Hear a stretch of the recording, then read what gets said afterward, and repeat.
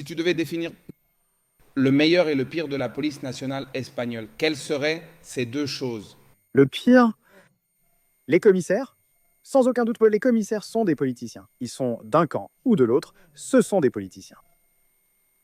Je vais te donner un exemple. J'entrais dans Madrid. Un chef supérieur sortait et un autre entrait, et j'étais avec le chef de cabinet, le chef supérieur sortant. C'était mon ami alors, et le mauvais a mis les libres. Tu sais laquelle? C'était la première question qu'il a posée. Quelle est ma dotation de fonds réservée par mois? Mais, et C'est ça.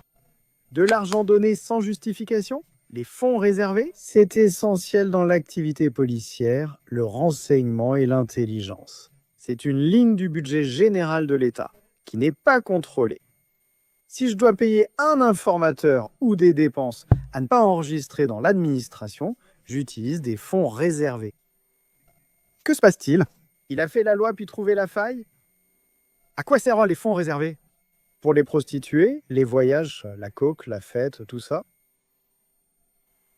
Alors qu'est-ce qui se passe? Eh bien, le nouveau chef supérieur est arrivé et a demandé: quelle est ma part des fonds réservés? D'abord, c'est-à-dire, tu prends un poste important, qui est celui de chef supérieur à Madrid, qui est la direction la plus importante d'Espagne. Et tu demandes ça, la première chose que tu fais, c'est demander ça. Tu ne peux pas demander quel est mon bureau, je ne sais pas combien de personnes j'ai dans mon secrétariat. Je ne sais pas quand le chef supérieur est là pour voir le changement de compétence du Znait, du Manétain, peu importe. La première chose que tu dis, c'est combien d'argent tu vas toucher par mois au noir. Je ne sais pas. Honnêtement, je trouve ça peu honnête. Honnête, ça.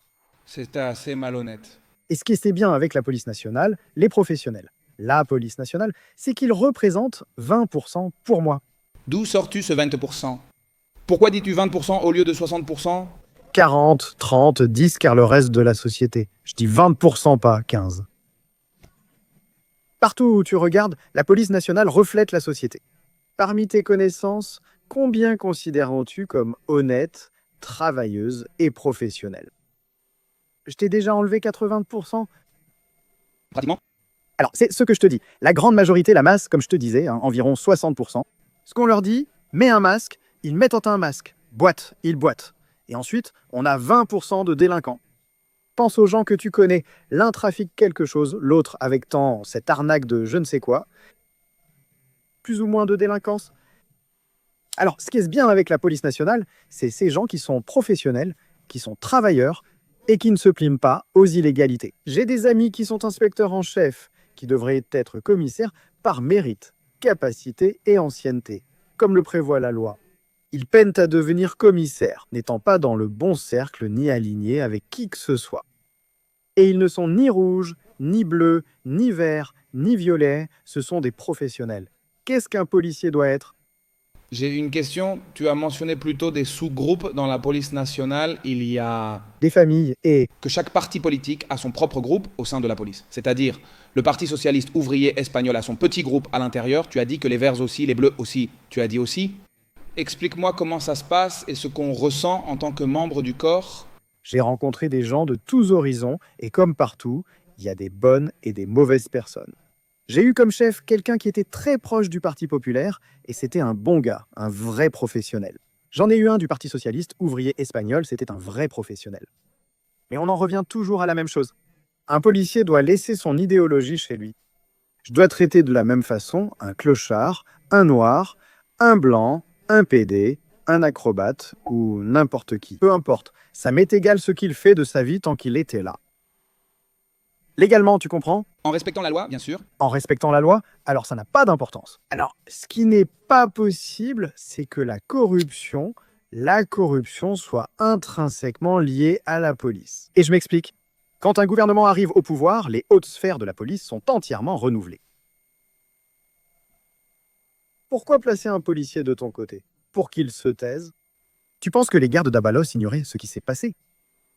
Je parle d'Abalos ou de quelqu'un du Parti populaire, peu importe, tu vois, je cite Abalos comme un autre. Moi, le Parti populaire, jamais il n'a découvert quelque chose d'aussi flagrant comme, attention, histoire de prostituées, tu vois. Au moins, ils étaient plus discrets, hein? Des choses que j'ai mis, des choses que je ne peux pas te dire. Au moins, ça n'a pas fuité comme ça. Je peux te... Le dire hors caméra, mais je te dis qu'il y a des choses très graves en Espagne. Et je peux te dire, de la trojanisation de l'administration de la justice et d'un contrat de 36 millions d'euros. D'accord? Il y a des procureurs, il y a eu des montages et tout un tas de choses qui se sont passées dans le passé, d'accord? Ce n'est pas d'aujourd'hui, c'est du passé, et il y a un passé médiatique. Alors je te dis qu'il y a des corruptions hallucinantes. Oui, tout le système en général. Hallucinant. Bien sûr, beaucoup de policiers présents restent silencieux. Je te donne un autre exemple, sans parler de corruption.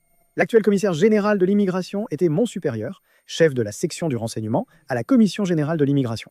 Expert du renseignement sur l'immigration dans la police, il savait d'où venaient les immigrés illégaux et leurs itinéraires évités. Comment cela se passe-t-il? Y a-t-il des informateurs? À l'origine, il en sait énormément, il en sait plus que moi, d'accord?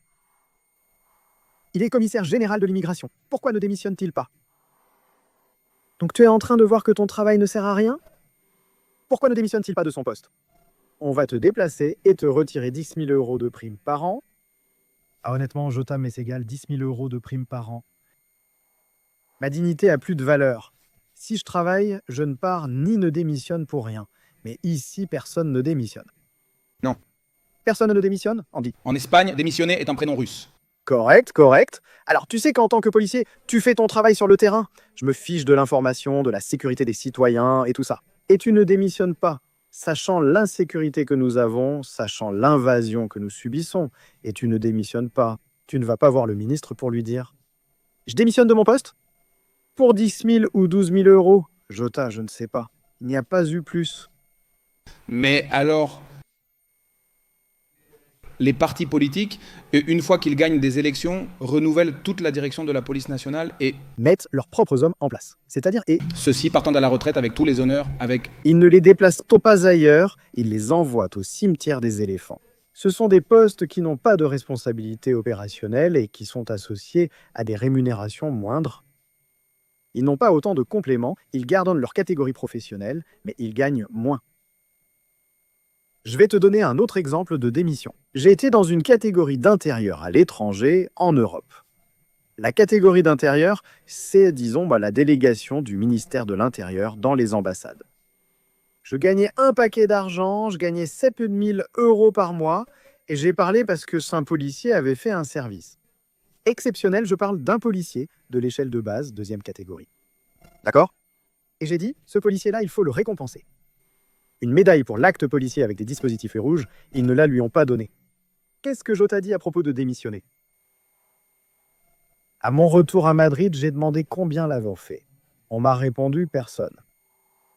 Mais tu as démissionné parce qu'ils ne lui ont pas donné la médaille A? Un gars qu'il méritait, parce que c'était un subordonné ou un collègue, et j'ai dit, tu as fait ça, tu le mérites. Quoi? Pourquoi a-t-il reçu la médaille?